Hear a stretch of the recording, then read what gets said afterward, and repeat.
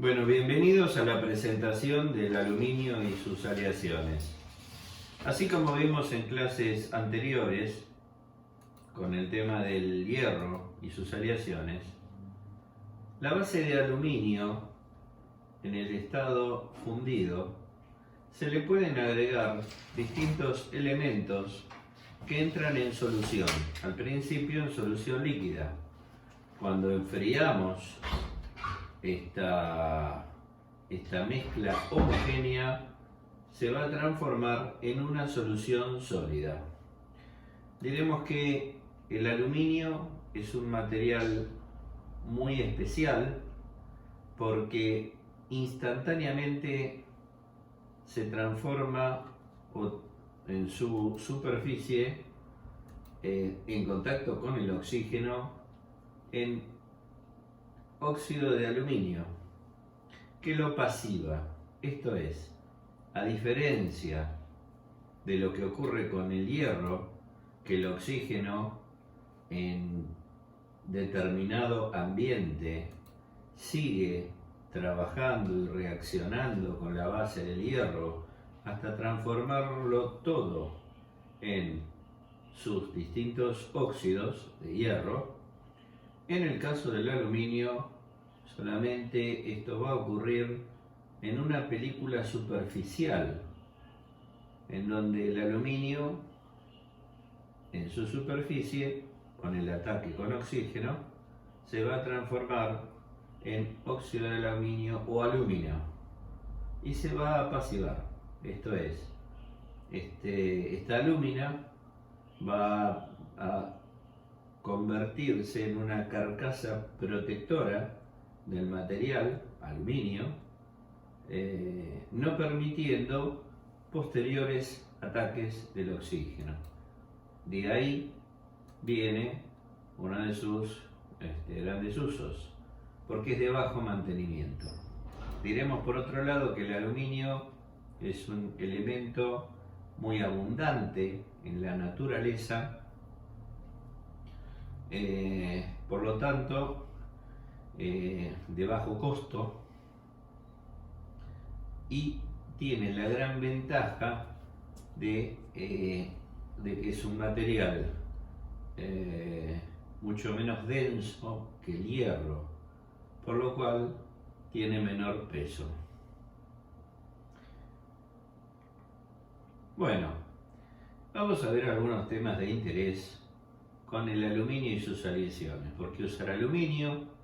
La producción de aluminio, la metalurgia, los tratamientos térmicos, que al igual que el hierro, el aluminio va a presentar tratamientos térmicos específicos, la corrosión en aleaciones de aluminio, que si bien habíamos dicho que presenta una protección per se al combinarse con el oxígeno, transformándose en óxido de aluminio, pasivando la superficie, también en presencia de ciertos elementos corrosivos, ácidos o bases, presentan fenómenos de corrosión. Lo vamos a ver durante la descripción de este módulo. Las propiedades mecánicas de las aleaciones de aluminio, la resistencia a la corrosión, la clasificación de las aleaciones y lo que es aluminio forjado y aluminio fundido. Como habíamos empezado a analizar en el caso del hierro, el primer aspecto que se nos presenta para llegar a lo que es aluminio puro es obtenerlo de la madre naturaleza. Obviamente la madre naturaleza nunca lo va a dar en estado puro, sino que lo va a dar en presencia de distintos óxidos, de hecho óxido de aluminio, y con otros componentes, de los cuales nosotros tendremos que extraer todos esos minerales de aluminio que presentan distintas composiciones de acuerdo a su procedencia en la Tierra, hay lugares en donde es más abundante el óxido de aluminio, hay otros que es menos abundante, en presencia de otros elementos, como pueden ser, por ejemplo, los silicatos. La influencia de la composición, microestructura y tratamiento térmico de lo que es el aluminio y sus aleaciones, desde el punto de vista mecánica y química, están absolutamente ligadas a sus aplicaciones. Un poco los minerales de aluminio que se presentan en la madre naturaleza tienen nombres como bauxita, kaolinita, ¿sí? Generalmente en todos ellos, tanto en la bauxita como en la kaolinita y en otros minerales de aluminio, se encuentra el óxido de aluminio. Como vemos, la fórmula es trióxido de dialuminio. Las propiedades entonces, en general, de lo que es el aluminio y sus aleaciones, es alta resistencia a la corrosión, tiene excelentes propiedades de mecanizado, peso ligero, al tener baja densidad, tiene alta conductividad térmica y eléctrica y es muy dúctil, fácilmente deformable. Acá vemos algunos de los usos de las distintas aleaciones de aluminio en perfilerías de techos, perfiles varios, elementos de cocina, containers, latas de cerveza, de gaseosas. Usos en la industria automotriz, fíjense, y en la aeroespacial. Fíjense que el aluminio fue, y sus aleaciones, uno de los materiales que empezaron a sustituir al hierro en la fabricación, por ejemplo, tanto de autos como de aviones. Originalmente los autos eran 100% prácticamente hierro. En cambio, con el tiempo, el aluminio, entre otros materiales, fueron reemplazando al acero y llegamos, por ejemplo, hoy a escuderías como Audi que tienen sus autos en donde han reemplazado absolutamente de los modelos originales el acero por el aluminio. La industria aeroespacial ha seguido los pasos de la industria automotiva y ha actuado en consecuencia. Bueno, la producción de aluminio empieza relativamente tarde respecto a otros elementos. Fíjense que en Francia empieza en el 1855, casi en el 1890 Joseph Bayer fue el primero en patentar un proceso de obtención de aluminio, ¿sí?, a través de sus minerales, como la bauxita, y Horn-Leroux introdujo un proceso posterior con lo cual se puede obtener aluminio de alta pureza por un proceso electroquímico. Acá tenemos justamente la base de por qué el aluminio fue uno de los elementos metálicos últimos en procesarse y en ser utilizados por el hombre, relativamente tardío el uso, puesto que es un material que para rescatarlo de la alúmina y para tornarlo en una pureza adecuada se necesitó el uso de la electricidad asociada con los baños electrolíticos. La electricidad, sabemos que el proceso industrial, ¿sí?, de la electricidad fue alrededor del fines de 1800, Entonces acá estamos viendo que el proceso de purificación de aluminio, al requerir electrólisis, requería previamente de tener un buen conocimiento y manejo de la electricidad. Bueno, como hicimos en el caso del hierro, vamos a ver los distintos pasos de la extracción de aluminio. De nuevo, de acuerdo a qué mineral, en qué zona del planeta se encuentra, podemos ver que puede ser extraído en forma de bauxita, caolinita o nefelita. ¿Qué se diferencia en cada uno de ellos? En los porcentajes distintos de alúmina, dióxido de silicio, dióxido de titanio y óxidos de hierro. La bauxita, por ejemplo, presenta todos ellos en los porcentajes descritos en la página. La caolinita tiene un menor tenor de alúmina o óxido de aluminio. ¿Sí?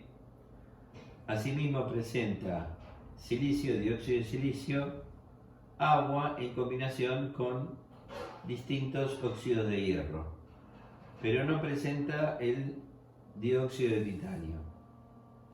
La nefelita tiene un porcentaje de alúmina,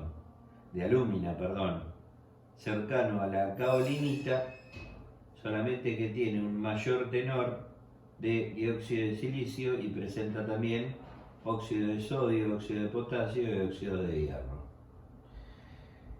La nota al pie es muy importante considerarla. Los procesos de obtención de aluminio requieren altos costos energéticos, por lo que vimos. Terminan siendo procesos electroquímicos que son de alto costo. El proceso Bayer, básicamente, en donde el mineral viene en un porcentaje de alúmina o trióxido de dialuminio, ¿sí?, que se extrae por reducción, en este caso de la bauxita, que es uno de los minerales.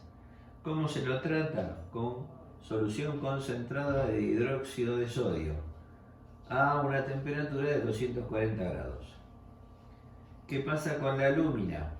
En este caso la ven hidratada, que se combina con hidróxido de sodio a esa temperatura, formando un óxido aluminato de sodio con agua. Los residuos sólidos se llaman red mud, ¿sí? ¿Por qué red mud? O lodo rojo, porque básicamente contienen óxidos de hierro y silicio, que se remueven por filtración. Entonces acá ya empezamos el proceso de purificación. En el segundo paso, el aluminato de sodio, ¿sí?, se descompone. En presencia de agua se transforma en hidróxido de sodio y en alúmina hidratada. El agua se remueve por evaporación a alta temperatura. Finalmente tenemos alúmina pura. En este segundo paso, ¿qué hemos hecho? Hemos extraído el componente principal de alúmina de todas las demás impurezas, como los silicatos, los óxidos de hierro, para luego tratar esta alúmina y finalmente encontrar el aluminio puro. Bueno, finalmente un resumen: la bauxita se lava y disuelve en soda cáustica, como dijimos. La solución contiene residuos de bauxita no soluble, dando el red mud. Los precipitados pasan por un horno rotatorio donde se calcina dando un polvo de alúmina. Este es un diagrama del proceso Bayer, ¿sí? Vienen los minerales de bauxita, pasan por un crusher que los despedaza, los torna en fragmentos muy finos, pasan al digestor. El digestor lo tiene el hidróxido de sodio, luego por un precipitador y finalmente se obtiene al pie del alumino. Hay otro proceso de obtención de aluminio, que es un proceso alternativo al Bayer, es el proceso de fusión. La diferencia es que en vez de utilizarse hidróxido de sodio, se utiliza carbonato de sodio, también con base mineral en bauxita. La bauxita, entonces, con la reacción con el óxido de sodio, da un aluminato de sodio y dióxido de carbono. ¿Sí? Luego se produce la carbonización a través de la alúmina con el óxido de sodio, se lo combina con dióxido de carbono y con agua, transformándose en trióxido de aluminio más carbonato de sodio. El trióxido de aluminio es insoluble, ¿sí? Luego pasamos al proceso Hall-Héroult. El aluminio es producido por una reducción electrolítica a partir de su óxido. Se le agrega criolita, que es fluoruro aluminato de sodio, como electrolítico, como electrolito. La criolita se agrega también para bajar la temperatura de fusión. Como ánodo utilizamos carbón, que va consumiendo electrolito, criolita, alúmina. Se forma dióxido de carbono en el ánodo y el aluminio en el cátodo. Ahí vemos la reacción. La alúmina o trióxido de aluminio, en presencia del carbón, ¿sí?, que está en el cátodo, en el ánodo, perdón, da el aluminio puro, que va engrosando el cátodo, y dióxido de carbono, que es gas. Este aluminio es puro. Este cátodo engrosado se va sacando de tanto en tanto y se le extrae todo el aluminio, que es el producto final que nosotros necesitamos. Acá vemos un esquema del proceso Hall-Héroult, ¿sí? La celda electrolítica Hall-Héroult, como dijimos entonces, presenta dos tipos de ánodos. Uno de carbono, el otro de aluminio. Es muy importante el uso de electrolítico, fluoruro de aluminio y sodio, alúmina y aditivos. Por esta celda se hace pasar electricidad. Es el proceso de electrólisis, en donde justamente obtenemos como producto final el aluminio puro. Este es un esquema completo de lo que es una celda electrolítica del proceso Hall-Héroult.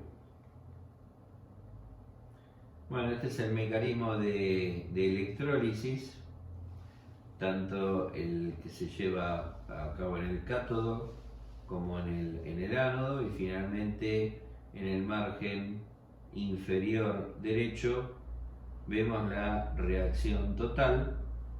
Lo que nos va a importar es que la alúmina finalmente en relación a la electrólisis con el carbón va a formar un gas, el dióxido de carbono, que se va a ir, y el aluminio, que va a ser nuestro producto principal. Vemos también que existen procesos de purificación de aluminio con uso de gas cloro. Este aluminio que sacamos de procesos electrolíticos, si bien ya está en estado bastante puro, igualmente contiene trazas como polvo de carbón e hidrógeno. Se sopla cloro entonces a través de tubo de grafito para purificar justamente a este aluminio. Este aluminio, por supuesto, se encuentra en un baño fundido. Las burbujas pasan por el baño, capturan las impurezas de aluminio y las arrastran hacia afuera. El aluminio que se obtiene en el primer proceso se llama aluminio ánodo, ¿sí? Utilizándose el electrolito que se menciona al pie de página. Bueno, acá vemos finalmente el aluminio puro, ¿sí? Las condiciones físicas, densidad, melting point, punto de fusión. Fíjense que el punto de fusión son 660 grados centígrados, con lo cual lo más difícil y lo más costoso en el aluminio es obtenerlo desde el mineral, a diferencia del hierro. Pero una vez que lo obtenemos desde el mineral, a través de estos procesos complicados que hemos visto y de alto costo, al ser el punto de fusión mucho menor que el hierro, requiere menos costos energéticos para producir aleaciones, ya que a diferencia del hierro, que funde a temperaturas de 1500, 1600 grados, el aluminio lo hace a 660. Bueno, de nuevo hay una serie de agregados, aliantes, elementos que entran en solución, primero líquida, cuando estamos con aluminio fundido, y luego cuando enfriamos quedan en solución sólida. De entre ellos, las aleaciones más comunes, las que le dan propiedades interesantes al aluminio, son el magnesio, el cobre, el zinc, el silicio. Hay otros, como el cromo, el manganeso y el circonio, que se utilizan como controladores del tamaño de grano. Acuérdense que el tamaño de grano lo que nos daba era piezas más dúctiles, plásticas, a mayor tamaño de grano, a menor tamaño de grano, más duras. Bueno, en la tabla derecha ven algunas aleaciones o solubilidad que tienen los distintos elementos, ¿sí? Respecto a la base de aluminio. Estas son algunos diagramas de fase de algunas aliantes de aluminio. Por ejemplo, la que vemos hacia la izquierda es la aleación binaria base aluminio-cobre. La que vemos hacia la derecha es la aleación aluminio-titanio.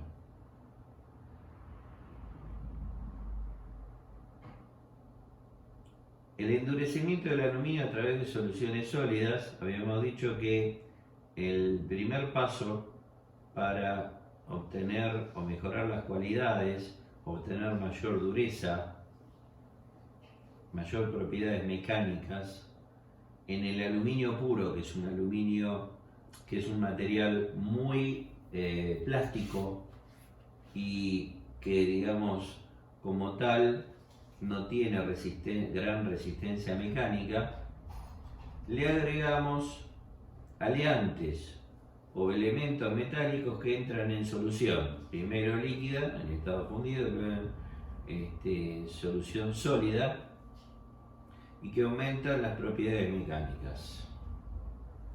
Como vimos, la solución sólida es, digamos, el primer paso, el más común, en donde estos aliantes endurecen la base de aluminio por situaciones o procesos parecidos a los que habíamos visto en el hierro y sus aleaciones. Asimismo, manganeso y cobre son los aliantes más efectivos, pero ¿qué pasa? Que el manganeso forma precipitados y constituyentes insolubles. El silicio y el magnesio son aliantes también muy efectivos para endurecer el aluminio y tienen la característica, tanto el silicio y el magnesio, de ser altamente solubles en la base de aluminio. O sea, el aluminio acepta una composición o porcentajes de silicio y magnesio altas dentro de su matriz de solubilidad. Aparte de los aliantes, que es el primer método para obtener mayor dureza, mayor propiedades mecánicas, también está, como estaba en el caso del hierro, el principio de endurecimiento por precipitados duros. ¿Sí? Los tratamientos térmicos, generalmente, que también tiene el aluminio, como vemos que lo tiene el hierro, se dan en 3 pasos. Se da un tratamiento de la solución a altas temperaturas para disolver los elementos aliantes de su fase sólida pasan a líquido. Se hace un enfriamiento rápido a temperatura ambiente para producir soluciones sólidas sobresaturadas. Paralelo a este enfriamiento se forman precipitados duros. Quiere decir que los tratamientos térmicos, y acá estamos hablando básicamente de lo que es un temple, ¿sí? Aparte de de formarse de acuerdo al aliante que estamos hablando, estados metaestables, también se forman precipitados duros que van hacia los contornos de borde de grano. Estos precipitados duros generalmente tienen una cristalografía propia y esto le dan una dureza extra. Siempre recordemos que un aliante le da una dureza dentro de lo que es la estructura cristalina del elemento base. Los precipitados duros es cuando estos mismos elementos que forman aleación o solución líquida sólida reaccionan con el elemento base formando un componente químico distinto con una cristalografía distinta que precipita, ¿sí? Se aloja en los bordes de grano y son los que le dan mayor dureza. El mecanismo es siempre el mismo. Veamos temas de corrosión en aleaciones de aluminio. Cuando hablamos de aluminio, rara vez se lo ve en su forma pura, sino que el aluminio instantáneamente forma, en presencia de oxígeno, óxido de aluminio, que es autopasivante. El fin natural de este óxido de aluminio tiene de 2 a 3 nanómetros de espesor y está compuesto de aluminado trióxido de aluminio. Esta película, con el paso del tiempo y dependiendo de las condiciones ambientales, puede aumentar este grosor original de 2 a 3 nanómetros. A mayor espesor del óxido de aluminio, mayor coraza protectora ante un medio ácido o básico. El recubrimiento entonces habíamos dicho que tiene bajo espesor, ¿sí? Pero nosotros podemos aumentar este espesor a través de procesos como es el anodizado. ¿Cómo es esto? El recubrimiento, generalmente el film de alúmina, se incrementa en inmersión de componentes en ácidos calientes o soluciones alcalinas. Si se le agrega cromo, este film de óxido de aluminio con la incorporación de cromo incrementa la resistencia a la corrosión. Esto se usa básicamente en estructura de aviación. La contra es que el cromo es tóxico. El anodizado, ¿sí? Generalmente se produce por un método electrolítico en solución de ácido sulfúrico. Se sumerge la pieza finalmente y ese film original, natural, que puede andar en pocos nanómetros, pasa a tener un espesor de 10 a 20 micrones, sustancialmente mayor que la protección básica que tiene una pieza de aluminio cuando no es expuesta a este tipo de proceso o tratamientos superficiales. Entonces acá vemos que el tratamiento superficial por excelencia que tiene el aluminio, para darle mayor capacidad antioxidante, es el anodizado. Si bien es un elemento, el aluminio, por tener la presencia de óxido de aluminio y sus características de poder ser anodizado, igualmente, dependiendo el medio ambiente al que está expuesto, puede ser pasible de corrosión galvánica. La corrosión galvánica, acuérdense que es la diferencia entre el metal base y el elemento que se encuentre en la adyacencia. Contra más diferencia tenga el potencial de electrodo, un elemento va a ser sacrificado por el otro. Bueno, acá vemos algunos potenciales de electrodo de varios materiales.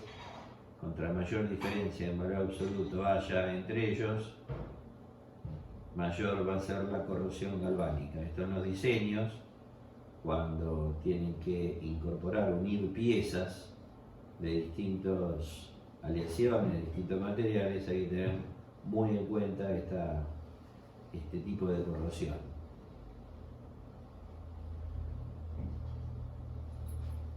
La influencia de elementos aliantes,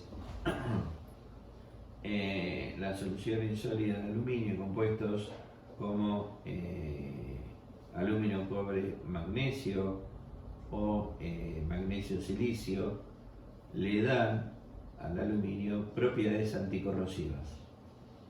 En realidad, las aleaciones de aluminio y magnesio, aparte del magnesio para darle dureza, le dan gran resistencia a la corrosión. Tal es así que en otro orden, por ejemplo, el aluminio zinc, ¿sí?, se usa como recubrimiento de la escena de aluminio para actuar como ánodos galvánicos y dar protección a estructuras de acero en el mar. Esto es lo que se llama recubrimientos galvánicos. Las estructuras de acero en el mar se utilizan con recubrimiento de aluminio de aleaciones de aluminio zinc. ¿Para qué? Para que este film actúe de ánodo galvánico y dar protección catódica al acero. Acá de nuevo podemos ver en esta tabla algunos potenciales de electrodo de aluminio en soluciones sólidas. No solamente vimos una tabla en donde están los elementos puros, el potencial de electrodo, sino también, acá lo vemos directamente, el potencial de electrodo en sus soluciones sólidas. Cuando hablamos de aluminio, al igual que otras aleaciones, también le ocurre al hierro, puede verse afectada por distintos tipos de corrosión de acuerdo al medio ambiente donde se encuentren presentes. Una es la corrosión por pitting, otra es la exfoliación. Los microconstituyentes, que son elementos contaminantes, no aliantes, generalmente son la fuente de corrosión electroquímica. Se producen ataques no uniformes en el área o en la geometría de la pieza de aluminio. El pitting y la corrosión intergranular son ejemplos de ataques localizados. ¿Qué lo lleva a esto? La presencia de hierro y silicio. Son impurezas que reaccionan con el aluminio.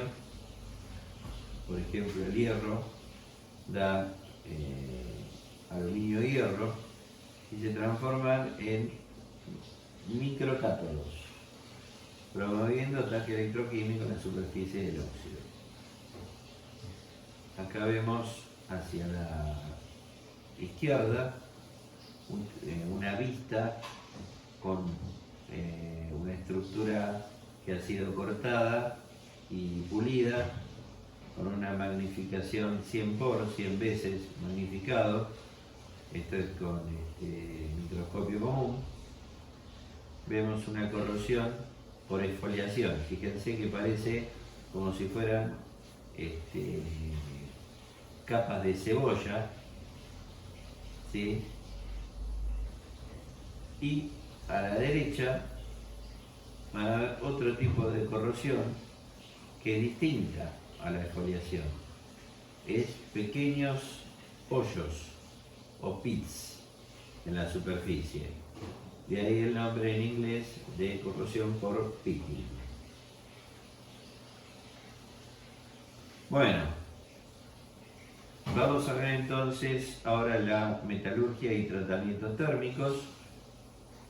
El envejecimiento, que se les llama a, digamos, en las aleaciones, cuando a medida que pasa el tiempo van migrando y van ubicándose en la composición cristalográfica final, y los tratamientos térmicos pueden afectar a los microconstituyentes, que son los contaminantes, afectando la resistencia a la corrosión. Los tratamientos térmicos pueden introducir tensiones y también provocar corrosión por estrés cracking, también en presencia de contaminantes. Los gradientes de temperatura debido al tratamiento térmico cuando soldamos una pieza base aluminio también afectan a la zona de unión. Acá vemos, por ejemplo, una micrografía de lo que es un tratamiento térmico y la formación de fisuras.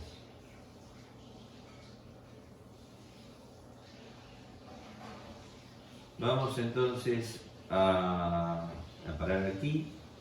Comportamiento mecánico en aleaciones de aluminio, y retomaremos en la próxima clase.